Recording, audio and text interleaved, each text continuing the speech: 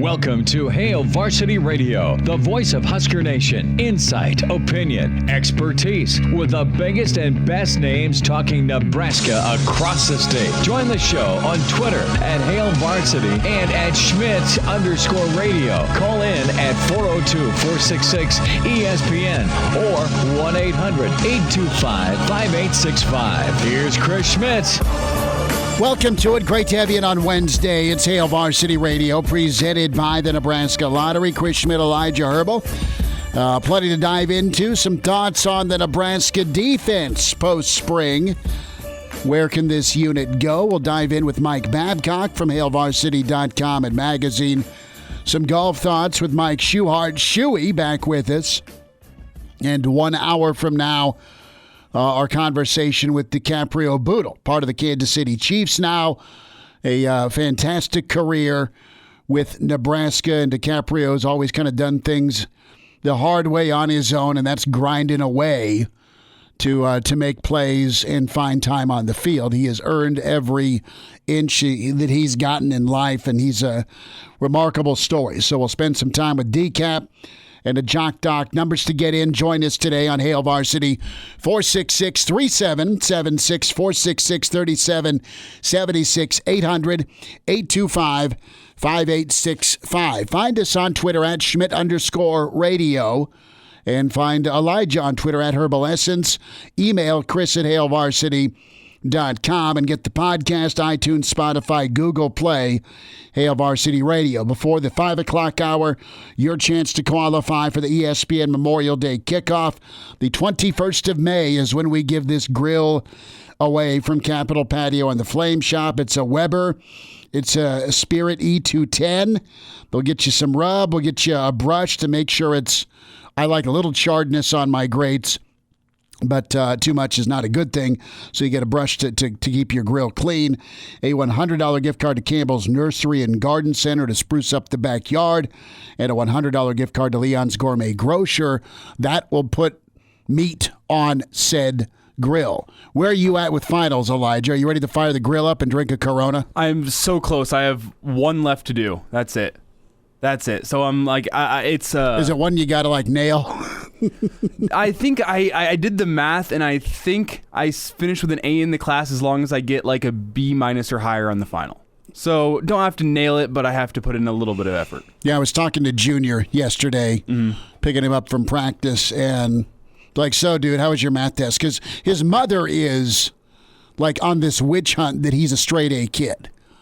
And he has some of my DNA, so that's problematic. He's smart enough to pull off the perfect 4.0, and he's pretty much breezed through school doing it. Now he's in some diff stuff, and he's had to work a little bit, and then he's got complacent thanks to putting his feet up last year with the old pandemic and the distance learning, which means, I don't have to turn assignments in, and it won't matter. Well, he's had a little problem with turning the assignments in. And he's like, well, yeah, Dad, I nailed the new stuff in his math, and it's probably building rocket ships, the kids and stuff that I still could never pass mathematically.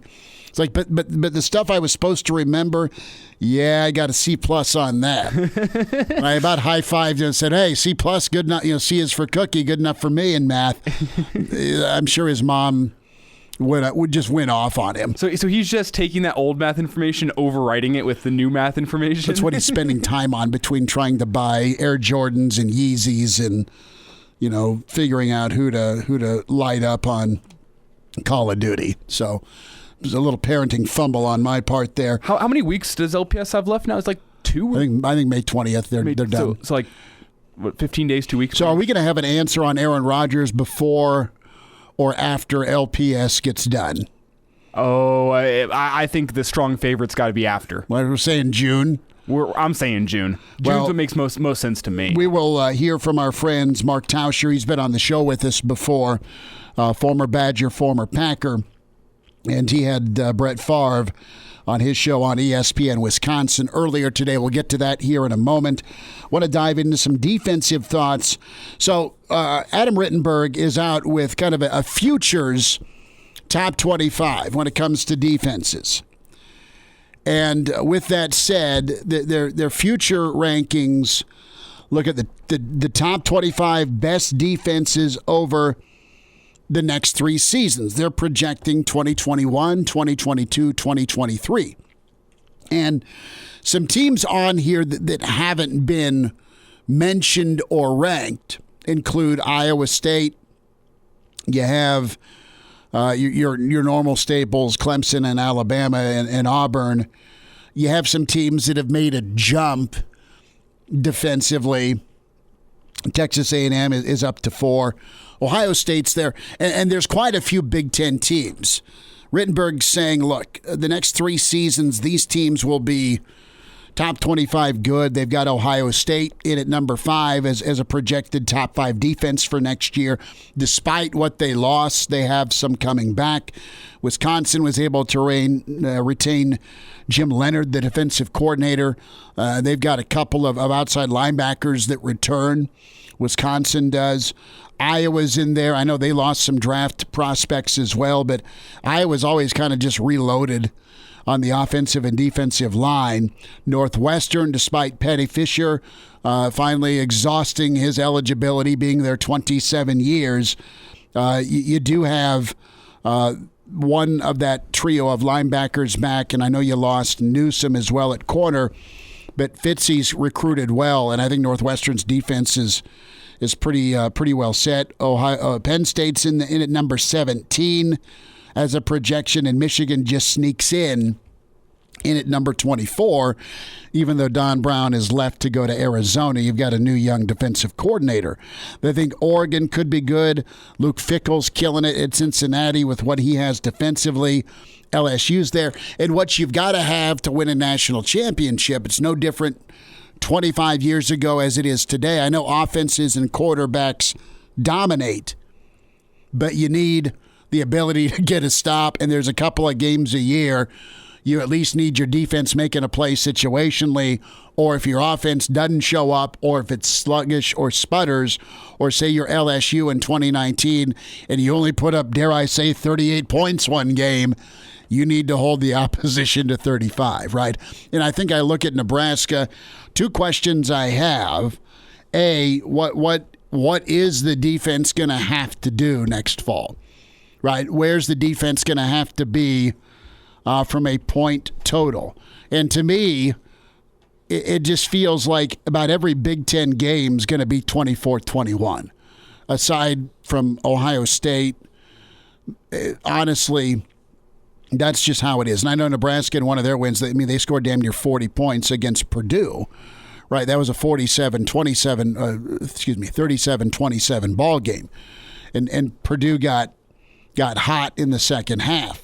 Penn State scored 23 points. Nebraska won by a touchdown, 30-23. You had a scoop and score by Deontay Williams. And then Illinois went off on you for 41 points.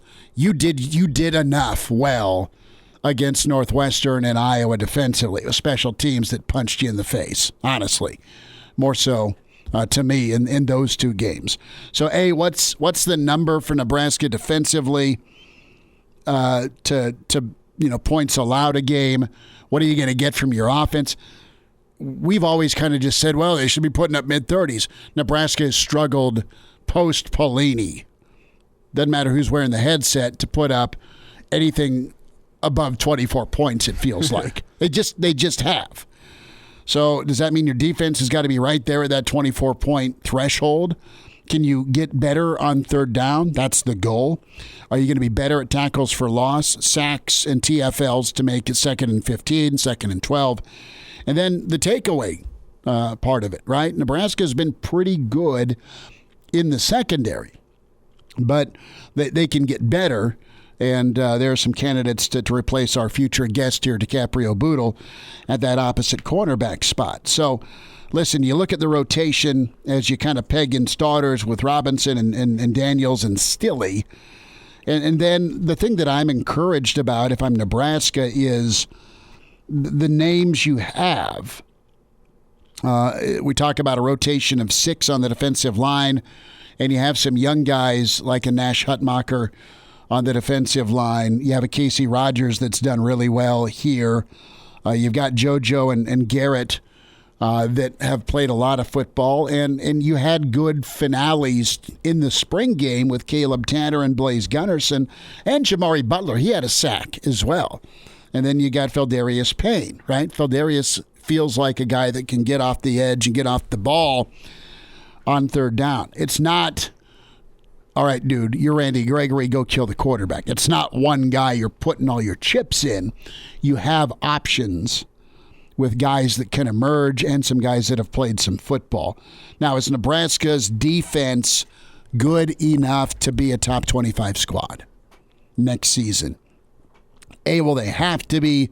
B, can they be a top 25 defense? I feel good about how they are against the run. You talk about shaving off almost 2 yards per carry last season. I think they can only be better. I think losing Will Honus sucks, but they have options at the inside backer spot. Do they get better on third down against some quality teams? That's big, right? I mean, I know the third down conversion success rate wasn't good early. They got better as the year went on. They're going to ball out for Chinander and Fisher and the rest of their position coaches on that side of the ball. But what's their reality here this fall? We'll talk with Babbers about that. You know, I don't know that they're going to be good enough to be a top 25. I think they can be, even if they get around that 30 number, right? If they're a top 30 defense, assuming you get a bit of a jump from the offense, to me that's more the unknown. You feel good about the defense. You think that the strength of this team can be the defense with some guys developing and some seasoned starters back, Elijah. I don't know what they're going to have to hold teams to, and I don't know what the offense will give them, but you got to have more complementary football in 2021. Well, when you go back and look at the stats in 2020, you have to keep in mind it's an all Big Ten schedule. You don't have those warm-up games where you get to pad your stats a little bit. The Nebraska more defense, of a reality look. I mean, the Nebraska defense allowed pretty much 30 points a game, just under 30 points a game, and the offense put up almost 24 points a game. So you're losing every game by a touchdown, by one possession. I mean, and you got to keep in mind there's some outliers in there. You got the Ohio State game's a bit of an outlier. That's a 52-point total. Illinois scored 41 on you. Yeah.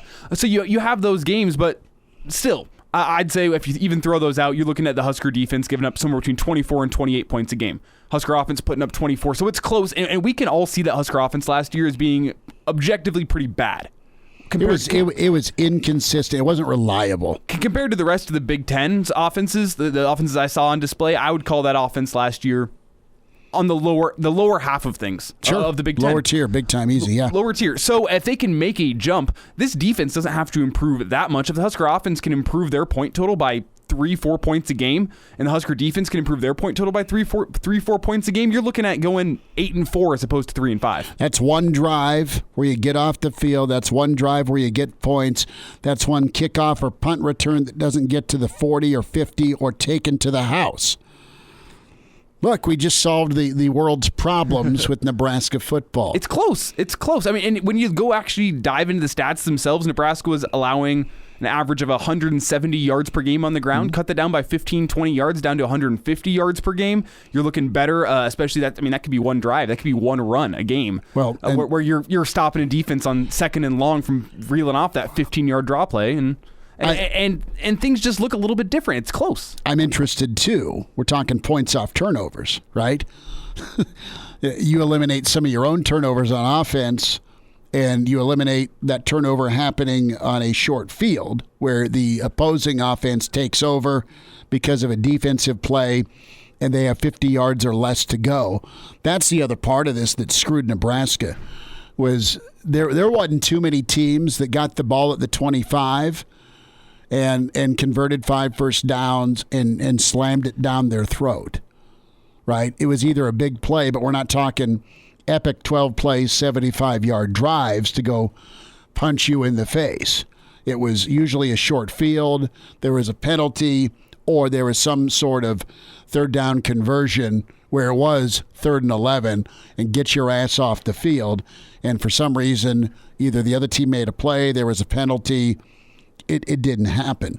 What is going to happen in Green Bay? We'll spend some time on that because you've got reports from Yahoo Sports and, of course, reports from The Athletic about this group text Aaron Rodgers going off on the Green Bay GM, calling him Jerry Krause. That's hilarious. And if you remember the Crumbs Krause take from last year's Last Dance documentary, the team hated Jerry Krause because these guys that are in the front office, not everybody, but a lot of them, they want the credit, they want the glory, and the work they've done, the scouting they've done, the decisions they make are in stark contrast to a lot of times what the head coach or even a star player wants, because the take and the attitude sometimes by the star player or head coach is, look, dude, you're the band geek, all right? You're not the athlete. Let the athletes handle it and make the decisions. Well, sometimes it's worked, and it's also been horrific for franchises if you have the wrong GM. I look at this a little bit with the ego and the game of chicken here with Gutekunst and Rodgers.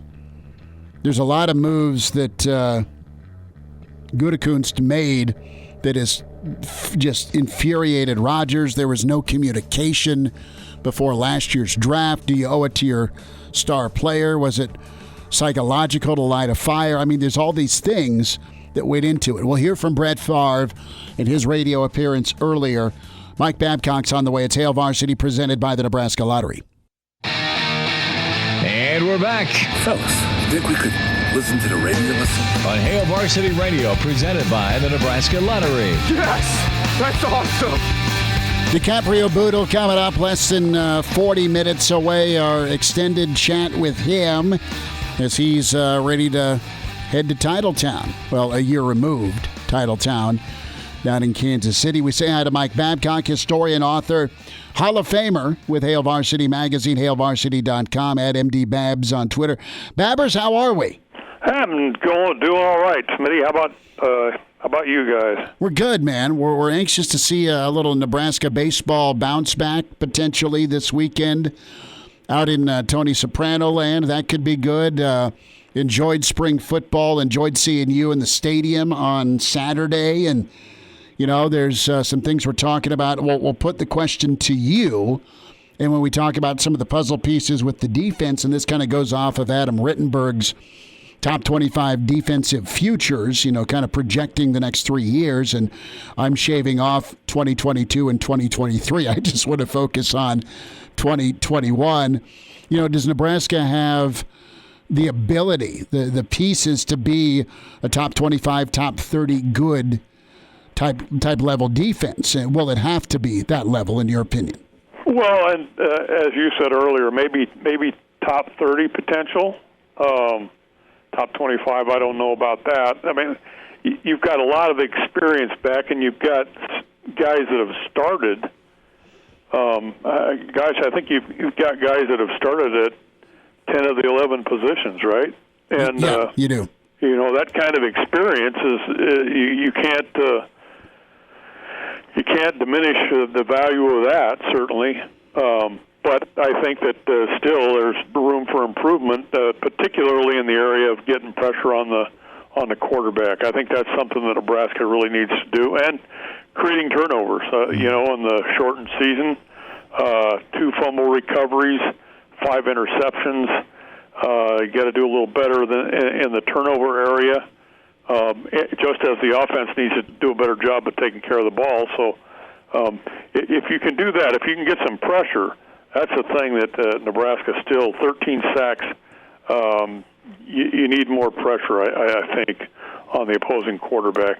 And if you can do some of those things, then you have a potential to be a decent defense. You know, I thought the defense got better with third down conversions. They got off the field better as the season went along. For a while there, it was, 50% conversion rate out of the gate. And, I know you had Ohio State, and I know you had Northwestern. I know you had some of the who's who in Iowa, right? The schedule to kind of start things out.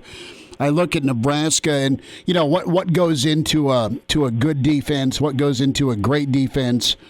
And when I think of some of Nebraska's great defenses, they were insanely good against the run. They were deep. They were talented, and there wasn't, despite having like an All-American like Peter or Wistrom, you could bring in a guy like Rucker or Warren, all right, two future NFL guys to spell your first rounders with second rounders or third rounders. That was awesome. I mean, that was development and recruiting all coming together. But I look at Nebraska here, and I think they're going to have depth, and I don't know how big a gap there'll be, or if there'll be a noticeable gap with the ability to shuffle guys in on the front three, or if they go 4 down. I like the secondary. I know they're trying to figure out that second corner spot, but when I look at good defenses, it's pass rush, it's great against the run. They communicate well, they line up, they know what they're doing, they get their run fits handled, and above all, they're good tacklers. And I've seen that growth here the last year when it comes to tackling and communication, and there wasn't a lot of busts, is my point. You're going to give up big plays in football, but it felt like Nebraska was able to recover from that, or they're at least kind of moving Babbers towards being a good recovery, maybe that bend but don't break style of defense. And you can live with that if you're getting the football taken away, and you saw some glimpses. Penn State and Purdue, Nebraska was able to take the football away. Yeah, and again, that's important, Smitty, and the play of your secondary obviously is dependent on, again, getting some pressure. Don't leave those guys out there trying to cover for a length of time. Give them an opportunity to do their jobs by getting some pressure on the quarterback, and I think you got the makings of a pretty good defense. But yeah, you're right. I think you have to be able to stop the run, obviously, in the Big Ten, and I think Nebraska has shown a potential to do that. And as you said, I think it's important that you can get some guys to rotate in there. Because you can't just leave those guys out on the field for all those plays, even though a guy like Doman was out there all the time. It'd be nice to rotate some guys in there, keep fresh guys on the field so you can, again, get some pressure, stop the run, and I think you can be pretty good.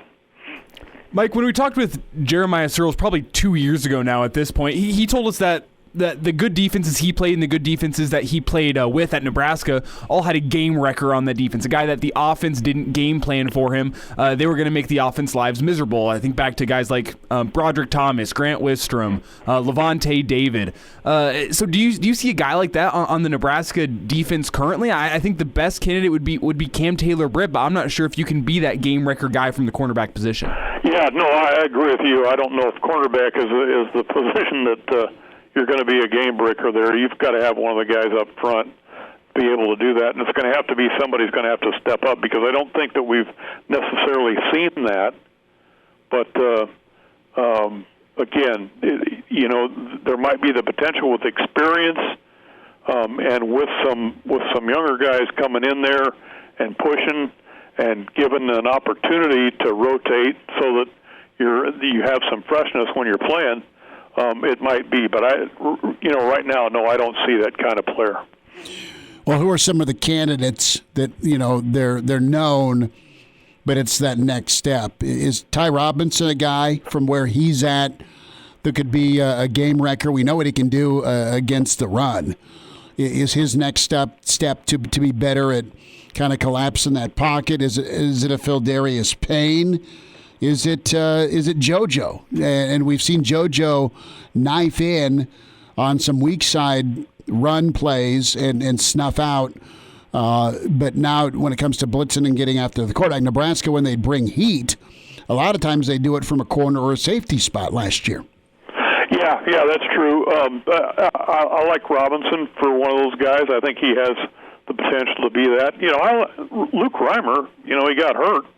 I think he's a pretty good player, I think, and I think he's a kind of a diamond in the rough, somebody that they found that could be that kind of player. But Doman, he does everything. I mean, obviously he moved from safety.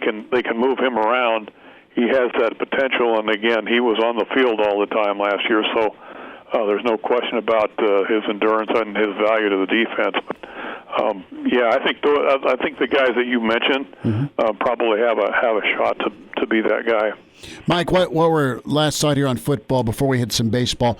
What was kind of your main takeaways? And I know it was hard to take a lot away from that spring game, but you did see some contact in the second half. Overall, what did you think of Nebraska's spring 2021?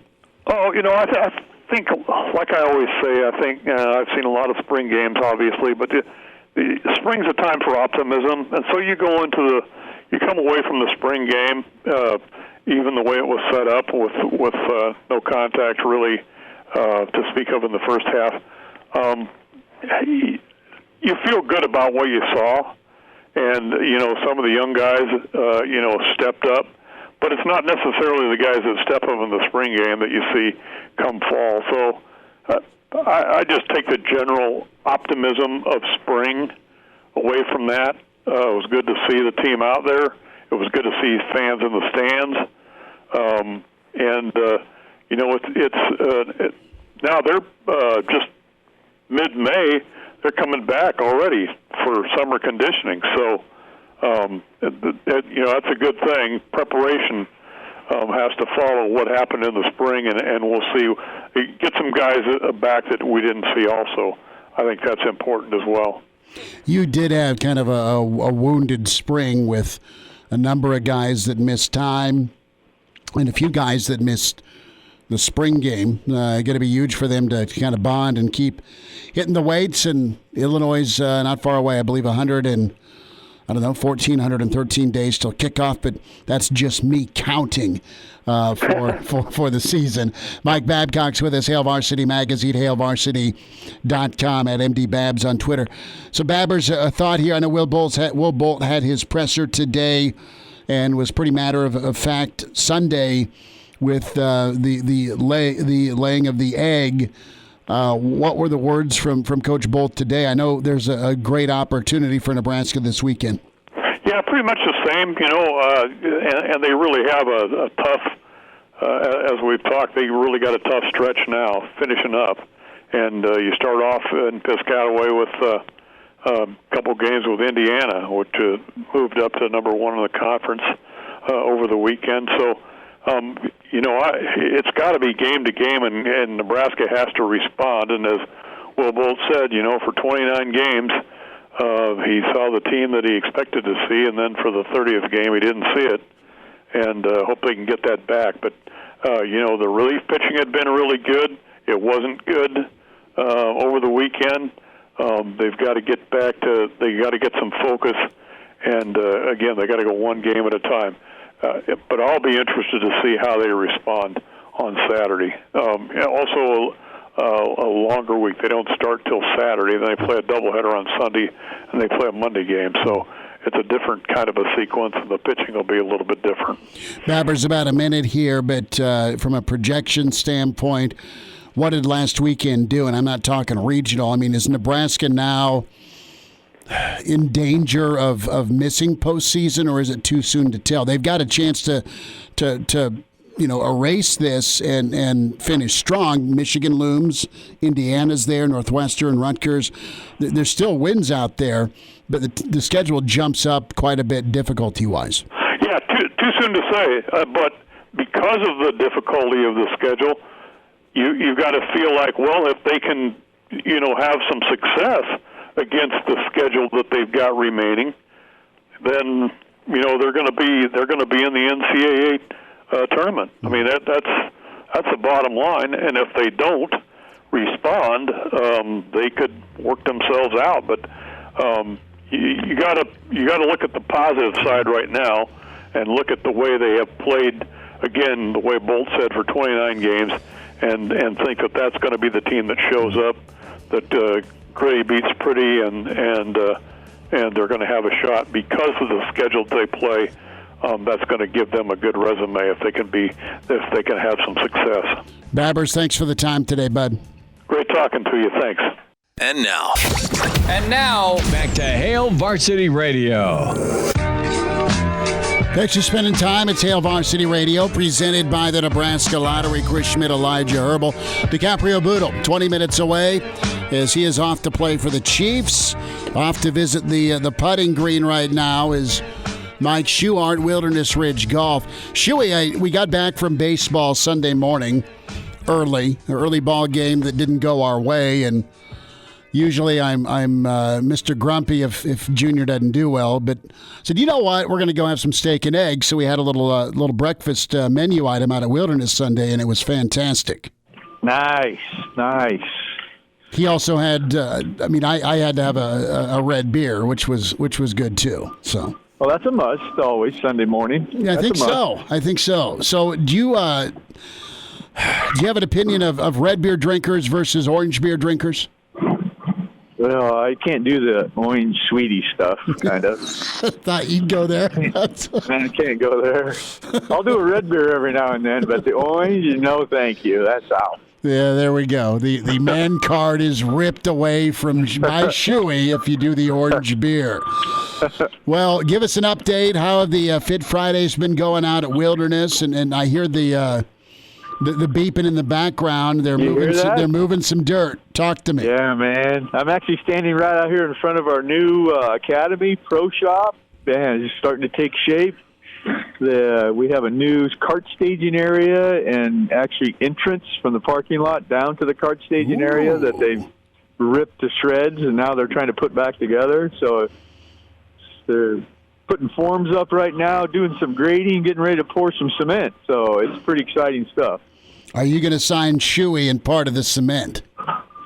I think we're going to sign a golf ball, actually, and kind of bury it in the cement. I think we're going to do that. That's cool. Yeah. Somebody will find it one of these days and go, who the heck is that guy?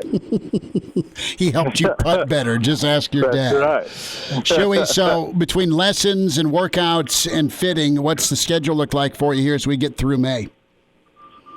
Pretty busy. We started what we call our boot camp. So we have an afternoon boot camp, and then we have one actually right after I get off the phone. I have an evening boot camp that runs all week. We have a bunch of people signed up for that. So 5 days long, we kind of take them through all the aspects of the game. You know, we started with putting. We have chipping that we're finishing up today, and then irons and drivers and a little on course. So that means it's time for golf to start. We got a lot of our programs starting, a lot of stuff happening, so pretty exciting. We have a Fit Friday this Friday from 1 to 5, so you can sign up for that. So we got a lot of stuff going on. Exciting stuff. Has Gary the Hippo survived the transition here with the construction? I think he's doing okay. We're going to find out when we break him out here in about a month. So Gary the Hippo is an inflatable hippo that kids chip at. So as part of the youth program, and that's always good to have a big target, Shuey. It is. We actually have a new target. It's called Shoe the Shark. Oh, no. So he's a giant blow-up shark. And they named him Shoe for some reason. We feed him fish bait. Uh-huh. So they have a lot of fun with that. They like to jump in his mouth more than anything. Well, good, So good. Shuey the Shark. I love it. Always kind of that intensity. What's your takeaway here with the Premier Golf League? And I'm looking at Phil Mickelson and Phil's take on things. Phil's going to be 51 here next month. His career winding down. He can still swing it, and I'm sure he still likes to find a blackjack table or two.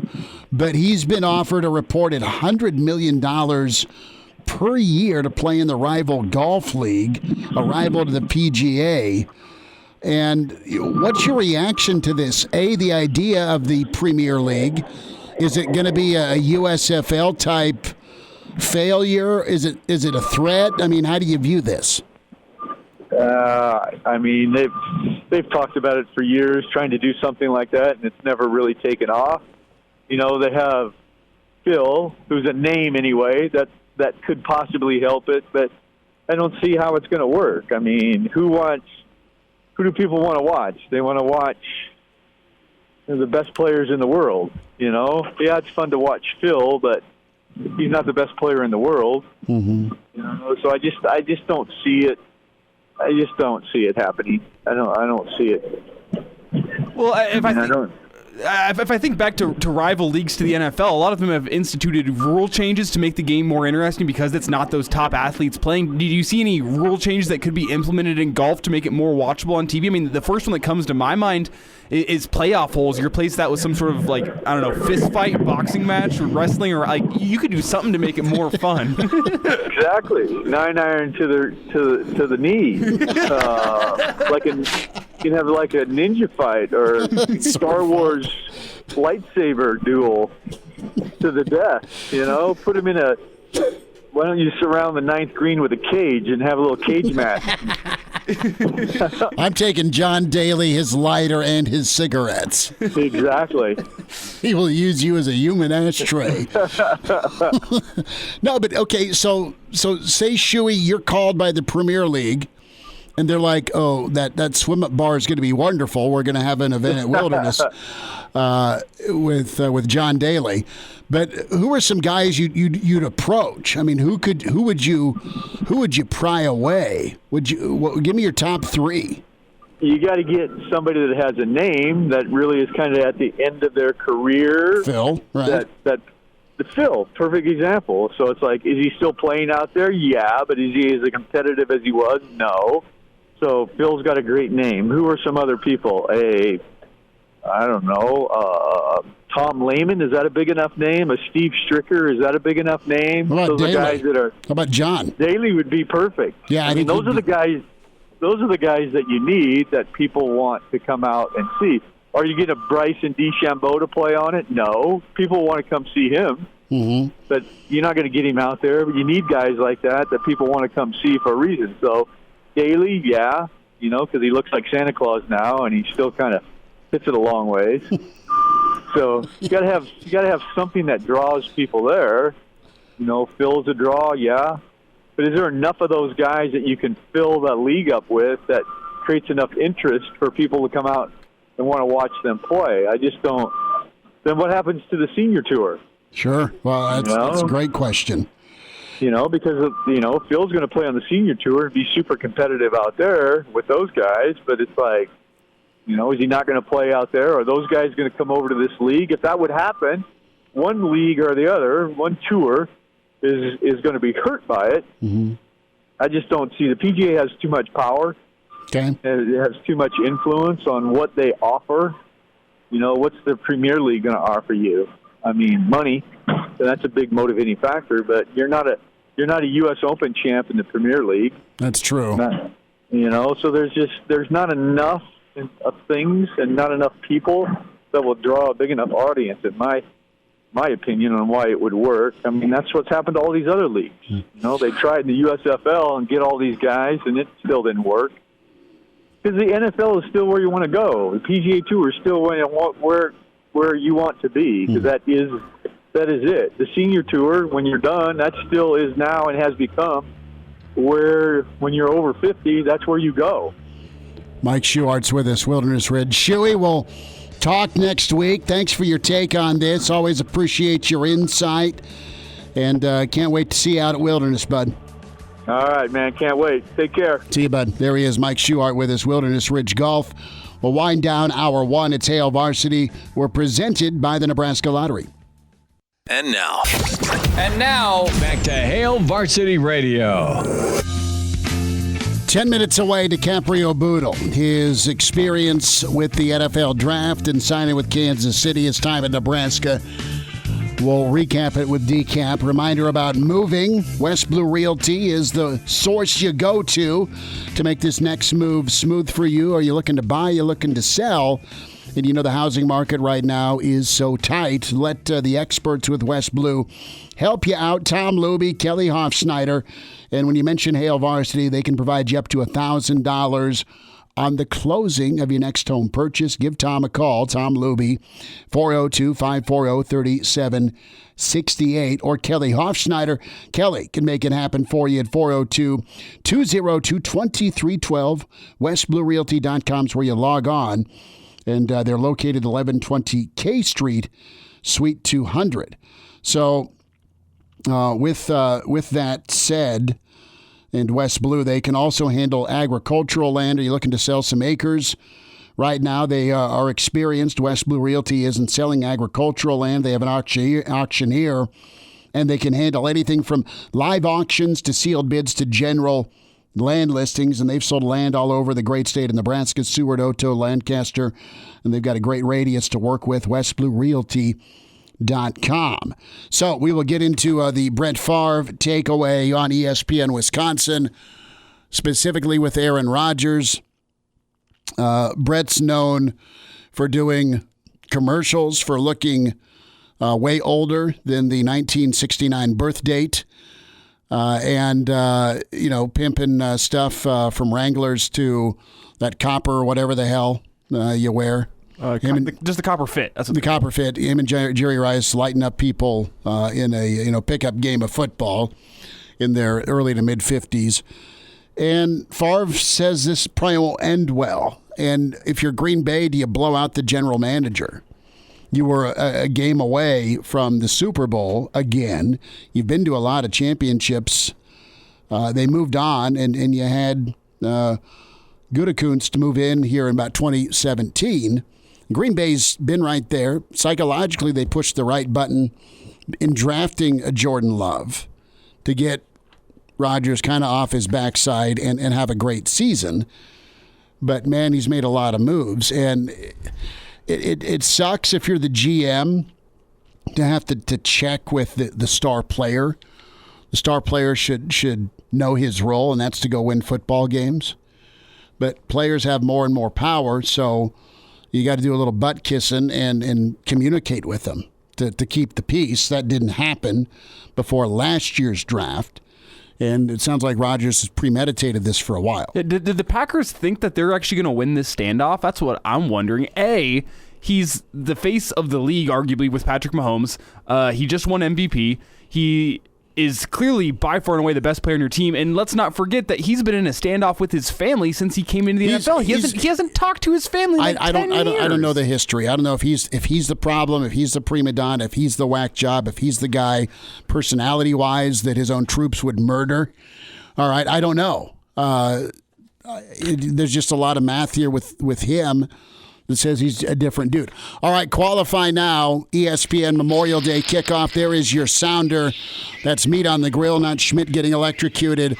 A Weber grill, a gift card to Campbell's, a gift card to Leon's Gourmet. Caller 9 now qualifies 466-3776, 466-3776. Get in on the 800 line, 1-800-825-5865. Caller 9 right now with the ESPN Memorial Day kickoff. Dicaprio Bootle next.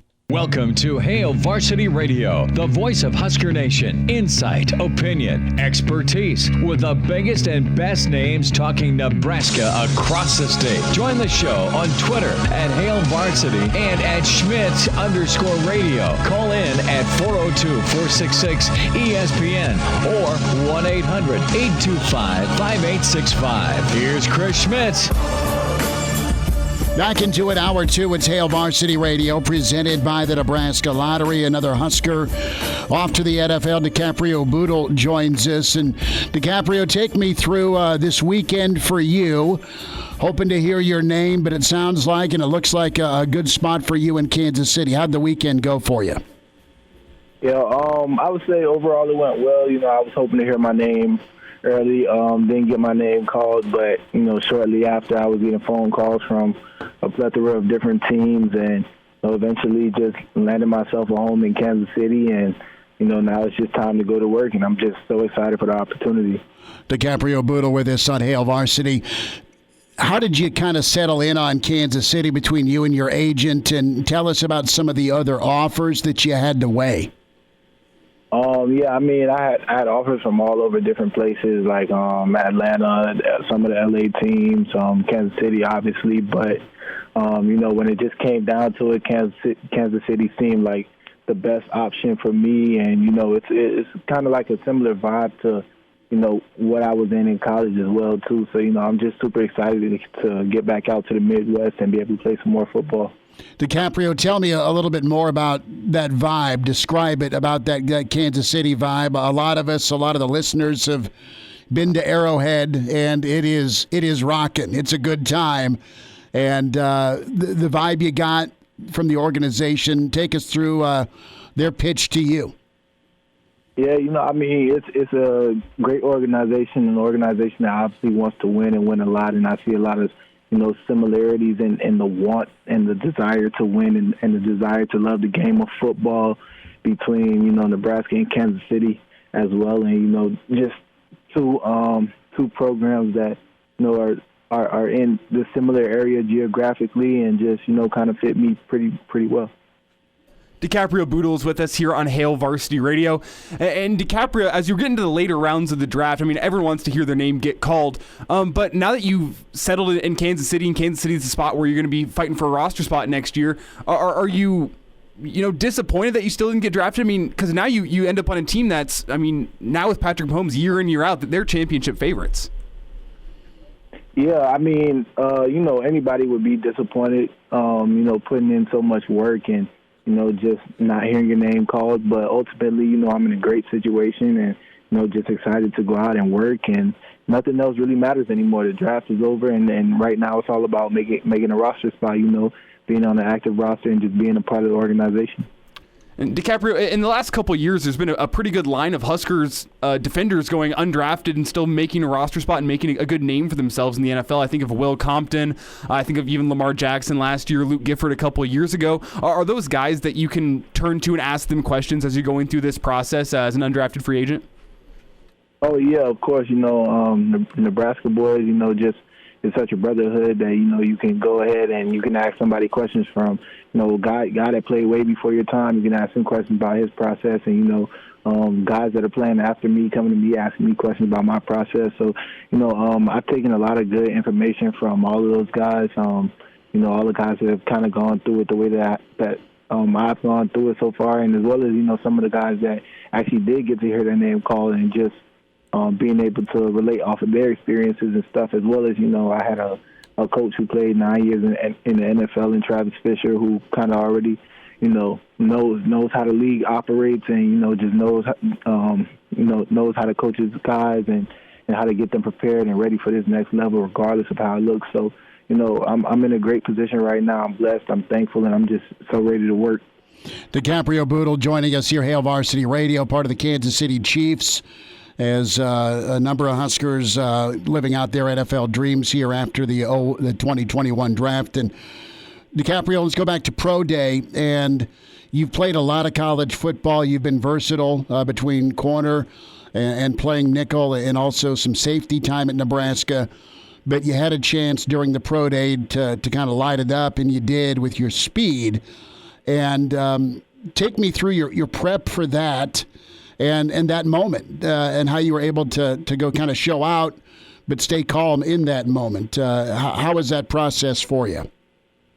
Yeah, I mean, the process was great for me, especially, getting the results out at the end that I wanted. It just started early January. I started training for my 40, so, I would just work at it every week, day after day, and, just was kind of, focusing on making sure that I did everything that I could to ensure success. And sure enough, that's what happened. I believe that to be true, and not only just, running fast, but, as well for my whole pro day. And, those are the types of things that it's kind of like how I live my life, just, preparing for whatever it is in front of me. And just, as long, if I can prepare properly, then I can prevent poor performance. And, just continuing to understand that in my lifestyle, and when I have a goal, just being able to have the laser focus to go ahead and go get it.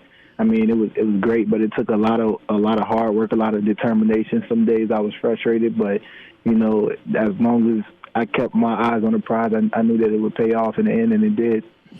Dicaprio, you're a guy who's had a lot of perseverance to get on the radar, be it the satellite camp where Nebraska noticed you, to scout team in Lincoln, and then a number of career starts to some honorable mention all Big Ten teams. Where did you get that drive from? How did that kind of get instilled in you to keep grinding and kind of reach your goals? I just always been a hard worker. My parents just really raised me to be a hard worker, and just to know that anything that I want, if I truly want it, I have to work towards it. And, if I'm not so great at something, as long as I continue to work at it and work at it and chip away at it, then eventually, if it's for me, I won't be denied. So it just kind of going off of that, just knowing that, I'm a hard worker because of my parents, because of who they are, them being hardworking people, and instilling that into me. And, I believe that will carry me a long way. And, I'm not a guy who takes reps off, who takes plays off or anything, because that's not hard work in itself. So, just being able to go out and do something over and over and over again with an intent to either get better or get something out of it is something that, I credit myself with, just because my parents really instilled that in me at a young age. Let's talk about Coach Fisher and your relationship with him. And you just alluded to his career in the NFL, and he's done well with his coaching background, with getting guys ready for the league. And he said this spring, it's not can you go, but can you stay, right, in the NFL. And I'm interested to get your perspective on Coach Fisher, his advice, his mentoring, and just how he was able to take your talent and obviously hard work, but you two worked together to get coached up to be the best you can be. What was that experience like for you? Yeah, I mean, I'm just so thankful that, I was able to spend my last couple of years with Coach Fisher. I just, as a coach, I have so much respect for him as a coach. He's a guy who really, I'm a hard worker, but he's a guy who really get the best out of you, even when you're working hard, just being able to have that voice to push you to go even harder and, to work even harder, and just to be able to go through and expect the unexpected and to be able to maneuver and all that kind of stuff. Right now, Coach Fisher, as a coach, he's the type of coach that coaches you and prepares you for beyond the level that you're at right now, so that way you can dominate the level that you're at, in that being college, and then being able to go on to the pros and understand how to maneuver into things that are, like he said, it's not about getting there, but it's about staying there, the things that will make you stay, the things that you can continuously do to, ensure your success and to ultimately, give yourself the longevity in the league. So, as a coach, just looking back, in hindsight, I'm just so thankful for him. Just so thankful that he grinded my gears. On days where I was having great practices, just tighten me up even more. And on days where I wasn't having such great practices, just making sure I was tightened up even more then as well. So just having him as a coach and just knowing, being able to soak up all the knowledge that he has for the game, and taking it and making it that part of the game kind of my own is just that's what every athlete dreams of coming into college football, is playing for a coach that understands the game and knows the game and will be able to prepare you for the next level beyond that. So I'm just so thankful for Coach Fish, and we have a relationship that'll go on forever. So I'm just thankful for him. That's my guy. Dicaprio Bootle's with us here on Hail Varsity Radio. And Dicaprio, the NCAA put in an eligibility freeze after this last season, so you did, if you wanted to take it, have one more year of work with Coach Fisher and the Husker coaching staff if you wanted to do that. So could you take me through that decision to kind of forego that and decide to go straight into the NFL? Yeah, I mean, anytime that you have an option like that, regardless of when it is, anytime, you have a decision to make like that, it's going to be a hard decision. So, I thought about it, I prayed on it, asked God to guide me in the right direction. Ultimately, he did. It was just, I felt like it was my time to go in Lincoln, and, my coaches, as much as they would have loved to have me back, and as much as they told me that they would have loved to have me back, they also supported my decision and understood that, I did have an opportunity to go do something special. So, just going through that whole decision-making process, I knew, like, my time in Nebraska had came to an end, and, just a place that I had grew to love and, just call home over the past couple of years. That chapter was kind of ending, but, I know that's still, like, my second home, and, to this day, I still think about my memories in Nebraska, and, just so thankful for my time there. But it was just kind of sort of time for me to move on into a direction to experience bigger things. Now I want to ask you about that spring game on Saturday. I'm not sure if you got a chance to watch it, but I just want to ask, was it strange to know that your teammates were out there playing in front of the crowd at Nebraska, and now you'd moved on and you were focused on bigger and better things? Yeah, I mean, I was definitely rooting for those guys. You know, I understood that, you know, especially with them, you know, a lot of those guys from the team last year ended up coming back. And, you know, a lot of those guys I've had so many experiences with, so I'm just happy that they got a chance to go out there and, you know, do what they wanted to do, because last year we didn't have a spring ball at all, so it kind of got them back on track to do what they wanted to do. But, you know, anytime those guys step on the field this year, I'll be happy to root for them, and, you know, I'm just really excited for what they could do. Dicaprio, what was last season like for you? Weird season, no fans, some ups and downs with the, not you personally, but just the team, where you're on the cusp of a lot of, you know, coin flip games, and then you had that breakthrough against Penn State where the secondary really kind of took over as Penn State was threatening. But overall, can you describe your last season in Lincoln? Yeah, weird to say the least, just off of the fact that Memorial's always full, you know, and just it being empty this year was kind of weird, just seeing it kind of empty.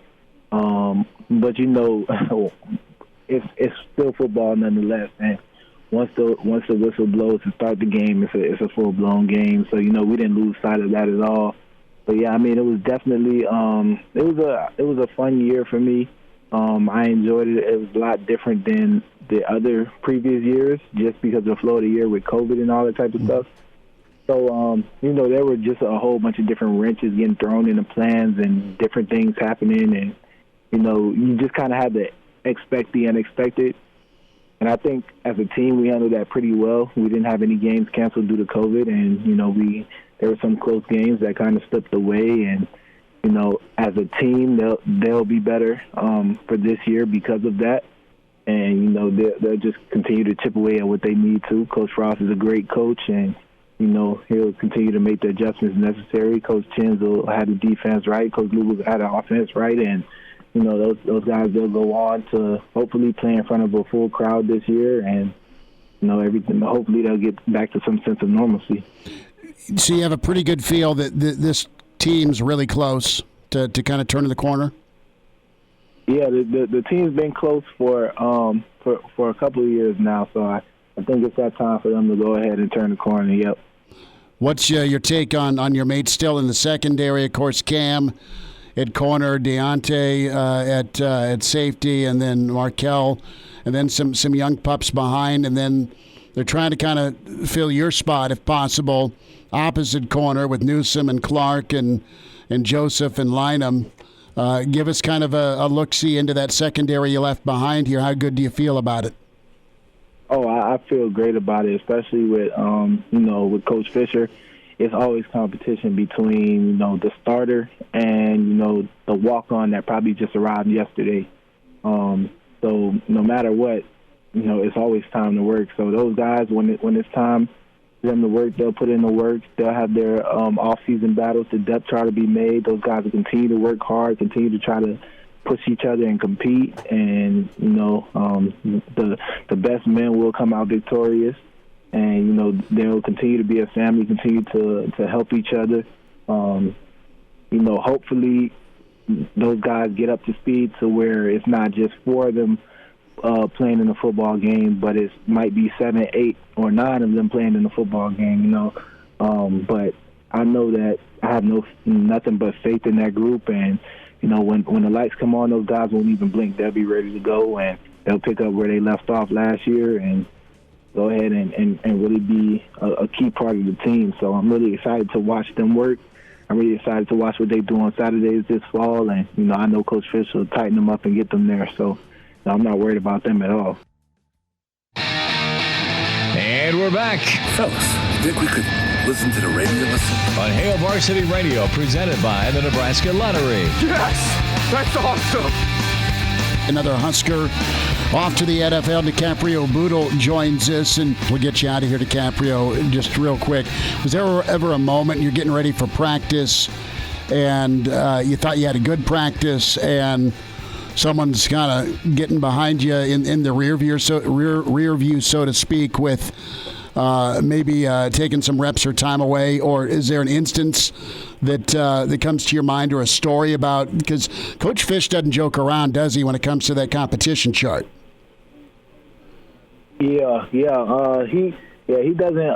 joke around at all. That chart is like his baby. He's taking care of that chart and continuing to tally everything. It's to the point where, guys fight for their points. That's a big thing. That's actually, it's not a myth, it's not a gimmick or anything. That's a real thing. So, if you go in his office, he'll have it before every meeting. He'll put it up. Guys will fight for their points. Guys will try to say, oh, I caught this pick in bounds, or guys will try to say, oh, I punched this ball out in practice, or I did this, or I did that. And, the one thing about it is, the film don't lie. So sometimes things are a little sketchy. We vote on it, and, it just comes out like that. But we've had times where, I've had a good practice. Maybe I acquired maybe 12 points in a practice, and guys start to question whether what I did was legal or, something like that. So it's just a whole bunch of competition going on. Sometimes guys vote against guys getting points, and sometimes guys vote for other guys to get points. It just kind of keeps everything fun and competitive, and, it gives you a reason to practice hard. So that competition chart, it's really a real thing, and I think it's one of the best things that goes on in our room.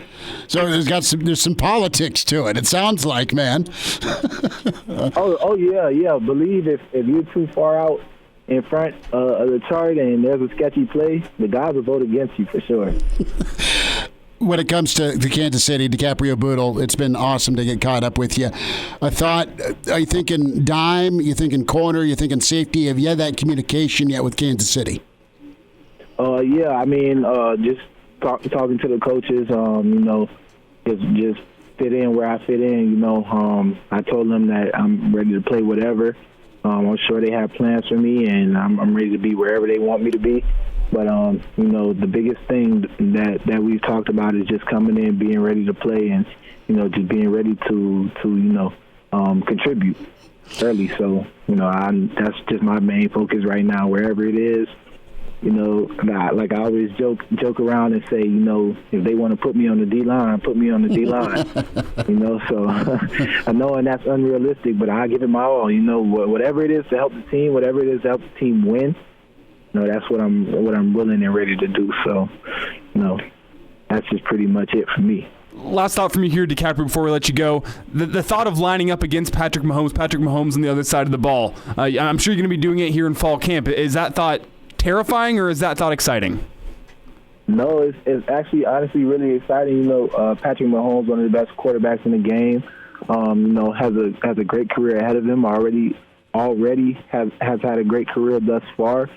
And, I'm just really excited to be able to go out there and get that work, have that, and be able to compete against him because, those are the things that are going to get me better. Those are the things that are going to, help me out with the game. And if I can do well against Patrick Mahomes, then I can do well on any given Sunday. So, I'm ready to go out there and, compete. Dicaprio Bootle with us. Dicaprio, best to you. We'll get caught up again. Thanks for the time today. Yeah, thank you. Gotta love Dicaprio Bootle. Fun chat with him, man. He's excited about the opportunity in Kansas City, and from a satellite camp to a spot on Nebraska's reserve when it comes to scout team, and then honorable mention all Big Ten last couple of seasons, and one of those anchors in the secondary.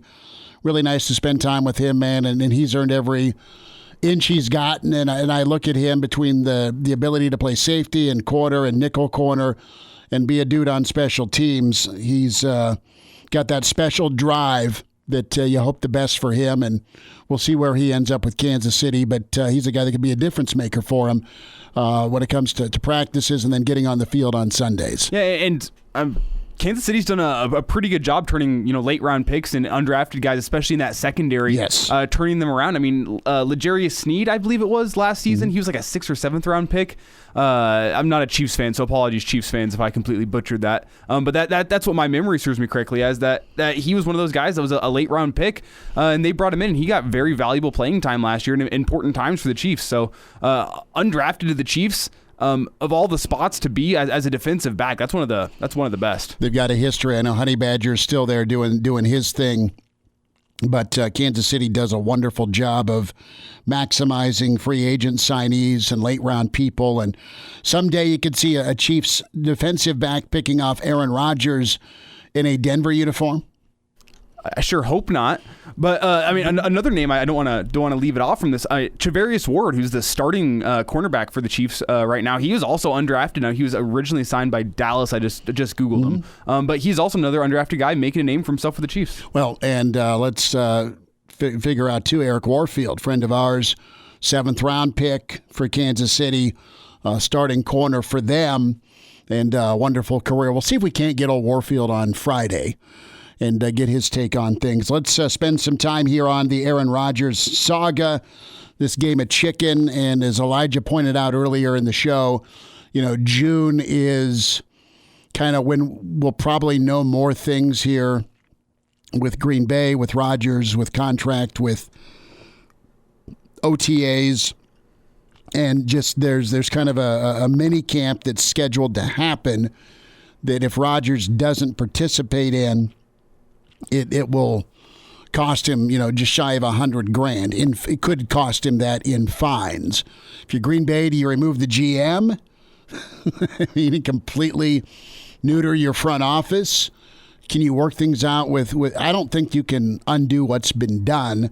I'm not the only one who thinks that. Brett Favre earlier today on ESPN Wisconsin with Tauscher and company.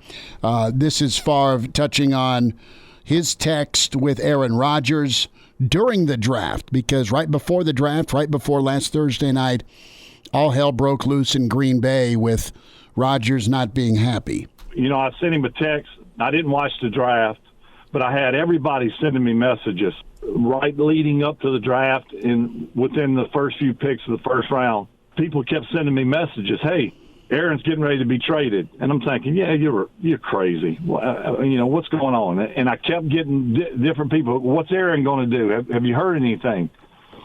And so without watching any TV or talking to anyone, involved in the situation, either side, I just sent Aaron a message and said, hey, am I going to see you playing for the Saints this year? Just kind of joking. And he sent back, hey, buddy, I don't believe that's going to happen. And also in that text, I just said, hey, hope everything's okay. I'm getting a lot of messages from people asking me what's the deal. And he said, hey, thanks for checking on me. I'll touch base with you after all this is over. And that was it. So we haven't talked since. So there's Brett Favre's initial take on his sit down with ESPN Wisconsin earlier. What's interesting to see is this. Aaron Rodgers was not happy with the Jordan Love draft pick. He was not going to take out that on Jordan Love. When Favre had to put up with Rodgers being drafted, he wasn't very good to Aaron Rodgers early in his career. You're here to replace me. I mean, it wasn't good for them to not only be speaking, but to have been able to form a friendship. That says a lot about Aaron Rodgers, able to maybe forgive and not forget, but that was really tedious when you go back to 2005. More from Favre, and Favre touched on the similarities between Favre's situation with Green Bay and the Rodgers situation now.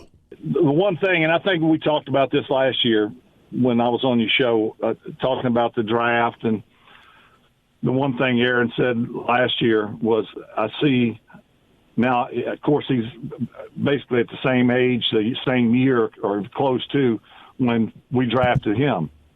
And he said, I sort of see and feel what you were going through now. But we haven't discussed that anymore since then. Last thought here from Brett Favre. Will Rodgers be in that green and gold again? I think I know Aaron fairly well, and honestly, I just don't see him coming back and just saying, all right, let's bury the hatchet, whatever caused the rift. I'm just going to come back and play because I love the guys. I love the Green Bay fans. I assume that he does. But his rift isn't with the fans nor the players. It's with the front office, So will he just swallow his pride and come in? Maybe. But I don't see that happening. If there's not a trade, my gut tells me that he'd rather sit out than play. You pull the Favre where Green Bay needed the decision. Favre, to his point, wasn't ready to give him one. You get traded to New York, you do your time in New York, and then you go back and try and beat the team. You got a chip on your shoulder about when you sign with the Vikings, which is the most crazy, surreal scene to see Favre doing his thing, handing off to Adrian Peterson like he did for a couple of seasons. I think that's how this goes. I mean, we're early in this calling our shot, but unless Green Bay blows out their GM, I don't think Rodgers comes back. If he ends up in Denver, that'd be sweet to have Mahomes and Rodgers twice a year. AFC West would be beautiful. Oh, it would be. I know Vegas, swear jar. Vegas is a team you've heard about. San Fran's probably a no-go. They do not want to send Rodgers to the NFC. It'd be kind of quirky to see Seattle and Green Bay do a swap. Send Russell back to Wisconsin and Rodgers into Seattle. Oh, I don't think they're ever going to get a quarter. I mean, they've made their bed with Jordan Love, and I think they're going to have to lie in it. Well, yeah. What's interesting to monitor is that Aaron Rodgers' dead cap hit against the Packers on June 1st, I believe is the day, somewhere around there. I think it's actually just on the 1st. The dead cap hit goes from $30 million to $5 million. So if they trade him before that day, they have to keep $30 million against their cap room. If it's after, it's going to be after June. But so we have a whole month of Rodgers Green Bay. A lot can happen. Maybe if he's learned anything from Favre, maybe he'll announce his retirement in the next month. Well, and then come right back. You announce the retirement, you sit out, the old non-compete, and then you're back at it. A Jock Doc's on the way. Hail Varsity continues, presented by the Nebraska Lottery. And now, back to Hail Varsity Radio. Back into it. It's Hail Varsity Radio, presented by the Nebraska Lottery. Time for a Jock Doc Wednesday. We say hi to Dr. Ben Woodhead. Dr. Ben, how are you? Hey, I'm doing great. Starting to enjoy this weather. Sports coming back. It's good. You are getting the golf clubs dusted off, I trust. I'm certainly trying. No kidding, man. It's one thing to get the weather and, yes, you go play golf combo from the fam, but, man, it's a busy time, and we just wrapped up the NFL draft weekend, and I know we talked draft last week. Well, Bronco fans are holding their breath for maybe some better quarterback news with this Aaron Rodgers saga, but one of their top guys, Jawan James, man, tears his Achilles, could miss the 2021 season. And James popped his Achilles, Dr. Ben, outside the team facility. And I mean, not just outside, but I'm saying he was working out on his own, right? And this is 10 players via the NFL draft that have had some sort of issue or injury. But, man, Achilles is so vital for that offensive tackle spot. Absolutely. This is a tough injury to have just because it's your planting foot and, any type of power coming from that toe off, you're really relying on that Achilles. And so depending on how bad the tear was or what exactly happened, that's going to take a long time for that recovery to get back to full strength. Well, Dr. Ben, I look at James's history here with Denver, and we're talking in 2019, they hooked him up with a 4-year, $51 million deal. Well, he only played 3 games that first season, and then he had a severe knee injury that limited his season. Then he opted out of 2020 due to COVID. And now he's going to miss his second straight season following this injury. He's set to make $10 million in base salary, but he's at risk to be placed on the non-injury list here. And you know all well about the NFL and just how down to business they are. They love you until they don't have to. Absolutely. That's the hard part. You're disposable once something like this happens. And, this is a big injury because, historically this has always been fixed with surgery. And even when you fix it with surgery, you're still looking at a 6 to 9 month recovery until you're really back to kind of playing speed. Because no matter how it's fixed, whether it's done with a big open incision or whether it's kind of done with more of the modern percutaneous like stab incisions, you still have to wait for that tendon to heal, because if you get back too early, especially in a big, powerful guy like him, you're going to re-tear that Achilles tendon and start the process all over. So he's really, he's kind of in sketchy waters at this time, it sounds like. Jawan James, our topic, and his Achilles injury, the offensive tackle for the Denver Broncos, Dr. Ben Woodhead, with us here on Hail Varsity at Jock Doc Wednesday, Lincoln Orthopedic Center. So let's kind of go into the process here and the repair of the Achilles, and then just what's the timeline and what are some of the methods used with the healing on top of rest? Yeah, so in the first 6 weeks, you're really relying on that repair to heal, and so you're really not walking much other than in a boot. You actually can have a little pad underneath the heel just so that Achilles doesn't get stretched out, because in the early phases, if you bring your toes up towards your head, that stretch in the repair, and over time that can eventually fail if you really don't allow that to heal. It's one of the strongest tendons in the body, and so from a force standpoint, you got to do everything you can to reinforce those tendon edges to get together in order to heal. The other problem with these types of surgeries, especially in a bigger guy like this, you're a lot of other risk factors. You can certainly get some wound complications just because of the area it is down by the foot. The skin, if you feel on the back of your heel, is not very thick, and so you certainly can get those wound complications. If something like that happens, it can be a massive problem. And so in the first couple months, you really have to treat this very carefully and just not really be on your feet too much. How are you able to regain strength and mobility in that region of the Achilles? Yeah, I know there's repair, and I know there's rest, and I know there's rehab, but man, I'd be so worried about, and we've seen too many greats blow their Achilles, right? I mean, you look at Kobe, you look at Dan Marino, you look at Charles Barkley. I mean, that's like the one that got him, so to speak. And I'm thinking offensive tackle, if I'm 6'7", 3 bills, and I can move like a deer, and now my Achilles is gone, that takes away my power and my agility. I'm not saying it can't be done, but this seems pretty hard to come back from. Yeah, it's absolutely a concern. And, he may never be 100% again with power on that side. If you talk to people that have these types of injuries, there's a lot of folks that actually just say it's not quite the same. And so, for the average Joe, whether they're 90% versus 100% from before surgery, it's not really going to affect them on a day-to-day basis, right? But the problem where you run into is with these superb athletes where they notice a difference even from if they're only at 97% as opposed to 100%. So, they can really tell if they're not at that 100% go because that's what he relies on, is the power and push off at the tackle position. And so it's certainly a concern, and it's certainly something that, could be somewhat of a problem for him in the future. Dr. Ben Woodhead's with us at Jock Doc Wednesday, Lincoln Orthopedic Center, talking Achilles injury. And we've touched on the Achilles injury before, but first time we've spent in a long time talking about the offensive tackle spot. If you're to look at different positions, Dr. Ben, on the football field, and, do you have an educated guess on positions where you see more or most of the Achilles injuries? I don't hear about it a lot.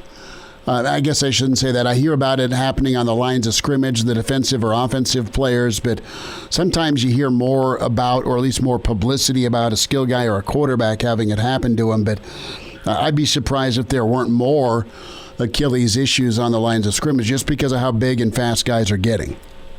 Yeah, absolutely. And, I don't know if there's any evidence or studies that suggest one position over the other is going to have a more likely risk to have an Achilles injury. But I think you're hitting the nail on the head there that, certainly those more powerful type of jerking positions where you're really using that step off certainly can have a higher risk. And with, they have a bigger BMI. And so that places these athletes at risk just from that in itself. And so, his biggest issue, like I said, is going to be just getting that strength back, because the strength that he requires to do his job on a daily basis, maybe a little bit different than a quarterback or, even a speed type position player. A thought, what are some exercises or strengthening that you can do from a preventative standpoint? Is there anything out there workout-wise that bigger guys on the lines of scrimmage can do, Dr. Ben, in your opinion? A lot of these patients can get some Achilles tendonitis, and that might predispose them to an injury. Biggest thing for them is just to keep their calf mobile. Calf tightness can certainly lead to some of these injuries, and so, keeping flexibility, keeping their bodies limber, after they do strengthening, that's, something that a lot of athletes and even weekend warriors forget to do is stretch. And so that's certainly something that can help prevent some of these injuries. Dr. Ben Woodhead with us on Hail Varsity at Jock Doc Wednesday, talking Achilles injury. And Dr. Ben, Lincoln Orthopedic Center. Dr. Ben, we'll do this again. Thanks for the time today. My pleasure, Chris. Thanks a lot.